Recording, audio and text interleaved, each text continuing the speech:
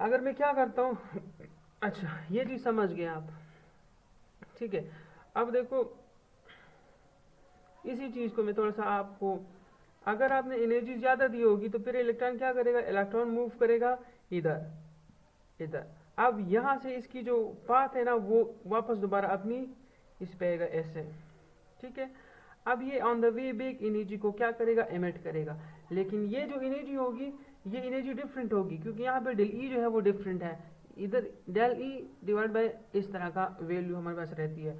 अब देखो इसके लिए मैं अगर डेल ई निकालूंगा ना तो वो मेरे पास क्या होगा, वो मेरे पास E3 माइनस E1 होगा, क्योंकि ये E1 से निकला हुआ, ये फर्स्ट शेल से गया हुआ है थर्ड पे, और थर्ड से फिर डायरेक्टली आया हुआ है एच म्यू। तो देखो E3 के लिए मेरे पास 15 वैल्यू है, ठीक है, और E1 के लिए मेरे पास 5 वैल्यू है, और H को अपनी जगह पे ले आओ तो ये मेरे पास 10 रह जाएगा, और ये मेरे पास H डिवाइड बाई ये हो जाएगा।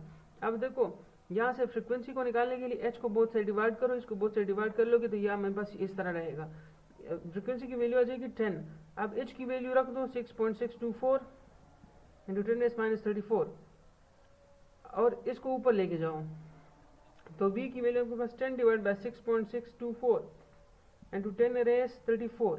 अब आप इसको इसके ऊपर डिवाइड कर लो तो आपके पास फ्रिक्वेंसी की जो वैल्यू है वो आपके पास दोबारा आ जाएगी XYZ, ठीक है। तो यहाँ से आपको पता चल गया है कि मेरे पास जो फ्रिक्वेंसी है वो किस स्लाइड की होगी, ठीक है। आप इसको डिवाइड कर लो, फिर आप मैच कर लो कि ये इतनी फ्रिक्वेंसी है तो ये किस स्लाइड के जो है वो इक्वल है। आप देखो जितने आपके पास ट्रांजिशन जो है इसको कहते हैं इलेक्ट्रॉनिक ट्रांजिशन, जितना आप हायर एनर्जी लेवल पर जाओगे इतनी आपके पास डिफरेंस जो है वो ज़्यादा आएगी। डिफरेंस ज़्यादा आएगी तो आपके पास फ्रिक्वेंसी ऑटोमेटिकली बढ़ेगी। देखो इधर मैं 10 डिवाइड कर रहा हूँ 6.6, उधर पे 5 डिवाइड कर रहा था। तो जितना आप हायर जंप करेंगे उतनी आपके पास डेल ई ज़्यादा होगी, जितनी डेल ई ज़्यादा होगी उतनी हायर फ्रिक्वेंसी वाले रेज आपसे एटम से निकलेंगे, और आप कैलकुलेट कर सकते हैं कि किस किस्म के रेज जो है वो मेरे पास निकल रहे हैं। तो फोर्थ पॉइंट चूँकि बहुत ही इंपॉर्टेंट था और इंटरेस्टिंग पॉइंट है वो ऐसा है बोहर एटॉमिक मॉडल का, ठीक है। अब फिफ्थ पॉइंट भी आपको मैं करा लेता हूँ। अच्छा इसको समझ लो। अच्छा देखो अब फोर्थ पॉइंट हम लोग पढ़ेंगे, फिफ्थ पॉइंट। फिफ्थ पॉइंट क्या है कि द इलेक्ट्रॉन्स जो होते हैं, इलेक्ट्रॉन्स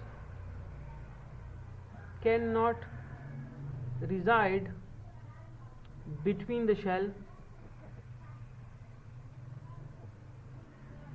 it must be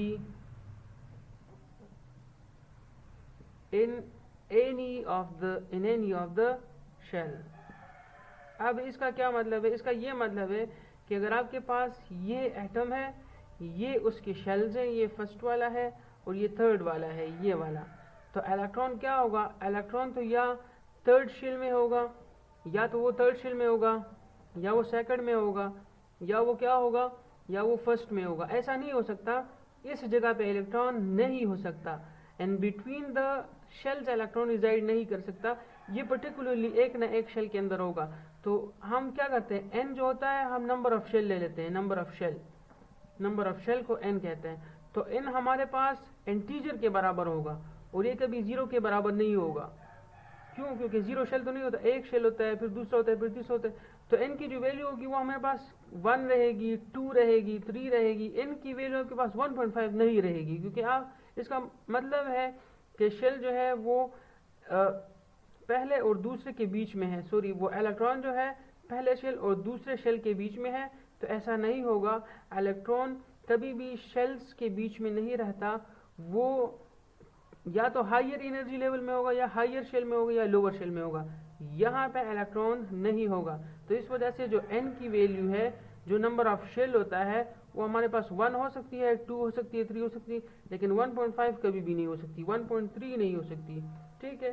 तो ये मैंने आपको समझा लिया कि इलेक्ट्रॉन जो है वो क्या करेंगे, वो शेल्स के अंदर रहेंगे, ना कि उनके बीच में रहेंगे। तो जो n की वैल्यू है,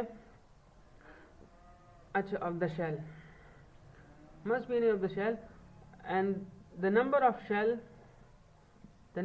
shell is denoted by n, where n जो है where n will be the integral multiple